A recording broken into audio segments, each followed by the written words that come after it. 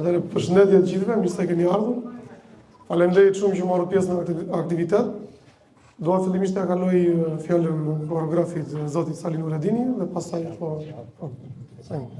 Mirëmbrëma, mirë se keni ardhur në ditën ndërkombëtare të Monumenteve të Kulturës.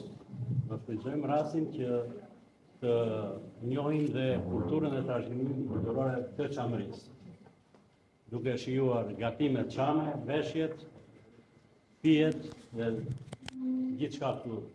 Më vonë do të flasim dhe për një nisëm që ka pak kohë që ka filluar, për vallen e Osman Takës, ta çojmë si trashëgimi kulturore të krajinës së Çamërisë dhe shqiptare në UNESCO. Të nderuar miq, personalitetet e kulturës dhe historisë çame, sot jemi mbledhur për të nderuar trashëgimimin kulturore botërore, por për ne kjo është ditë mbi të gjitha një thirrje për të mbrojtur, njohur, promovuar trashëgimimin tonë kombëtare dhe në veçanti atë çame. Trashëgimia çame është një pasuri e gjallë e identitetit shqiptar, që mbahet në vetvete histori, kulturë dhe shpirt qendrese. Në këtë frym, më lejoni të ndaj me ju se kam depozituar zyrtarisht kërkesën për të përfshirë në listën e trashëgimisë botërore të UNESCO-s një nga perlat e kësaj trashëgimie, vallja shqiptare e çamit Osman Takës, simbol i krenarisë, finesës dhe i qendrës shpirtërore të kësaj krajine. Kjo nisëm është pjesë e një angazhimi më të gjerë për ta sjellë trashëgimimin çame aty ku i takon, në qendër të vëmendjes kulturore, institucionale si pjesë e pandar e mozaikut tonë kombëtar, evropian edhe botëror. Duke qenë se jam angazhuar dhe si kandidat për deputet në zgjedhjet e 11 maj, dëshiroj të nënvizoj se zëri i trashëgimisë çame, bashkë me gjithë çështjet e identitetit, kujtesës dhe përfaqësimit dinjitos, do të jetë pjesë e pandashme e platformës sime. Nëse më jepet besimi për të qenë pjesë e Kuvendit të Shqipërisë, do të angazhohem që këto problematika të mos trajtohen si çështje periferike, por të jenë pjesë e debatit kombëtar dhe e politikave konkrete për drejtësi dhe integrim kulturor. Ju falenderoj për pranimin, për kontributin dhe për atë që ka përfaqësoni sot edhe çdo ditë. Dhe tani ja lë fjalën protagonistëve të kësaj trashëgimie, diskutimi juaj do të jetë me më shumë vlerë dhe përgjegjësi e angazhimit tim. Dua këtu të ndaj përpara jush drejtorin e drejtorisë trashëgimisë kulturore të rajonit të Vlorës, zotin Orges Fehimi, për një fjalë përshëndetje. Mirëmbrëma të gjithëve. Doja ta ndaja ose ta nisja këtë diskutim me një shprehje që është andi nga anët tonë. Amanetin as deti nuk e mban kot e qet në vendim.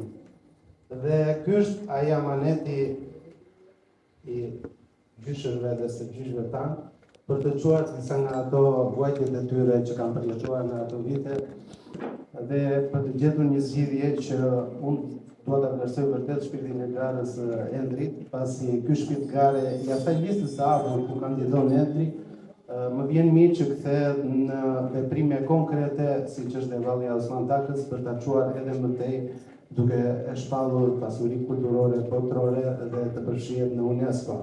Ne kemi disa pasuri kulturore jo materiale të përfshira në UNESCO, ashtu siç kemi zona monumente kulture apo site arkeologjike, siç është Butrinti, siç është Gjirokastra dhe të tjera, apo siç është Izopolifonia dhe shumë të tjera që janë duke u përfshirë tani. Dhe kjo nisëm është vërtet për të vlerësuar, ashtu siç duhet t'i uroj suksese për kandidimin, duhet t'i uroj suksese dhe këtë ta quajmë premtim të vogël të mbajtur, ai ta çoj deri në fund. Unë do të jem krah për krah me Endrin për ta ndihmuar në gjitha procedurat institucionale që kjo që ka nisur tani, kjo që gjithë dëshirojmë të vëjsallë, pse jo të kthehet në një realitet ku vallja Osman Takës të bëhet pjesë e pasurisë botërore të UNESCO. Suksese të gjithëve dhe faleminderit. Faleminderit të gjithëve, ky ishte edhe moto i këtij aktiviteti të sotme. Jam shumë i nderuar që këtu përpara jush gjetëm një pritje kaq të ngrohtë, edhe të gjithë e shijuan këtë lloj iniciative që ne kemi marrë. Shpresoj kjo iniciativë do të kompletohet edhe nga ana teknike, me materiale tekniko-ligjore dhe ato materiale të cilat domethënë janë dhe kriteret të përcaktuara nga UNESCO, sot i përcjellin nëpërmjet grupit punës, një nga anëtarët e grupit punës është zoti Salih Nuretdini, që përgëzoi dhe për nismën e marrë, i cili ka marrë edhe disa firma nga gjithë qytetarët e shqiptarëve të Çamërisë. Dhe ato do të përcillen më tej edhe më gjerë dhe do të përcillen në Ministrinë e Kulturës. për të regjistruar Valli Osman Taka si shtëpi histori kombëtare dhe botërore e mbrojtur nga UNESCO. Ju falenderoj gjithëve që u bët pjesë e kësaj iniciative. Dua që të gjithë të shijojmë këtë aktivitet kaq të larmishëm me gatimet shumë të shijshme të traditës dhe të krahinës tonë të Çamrisë.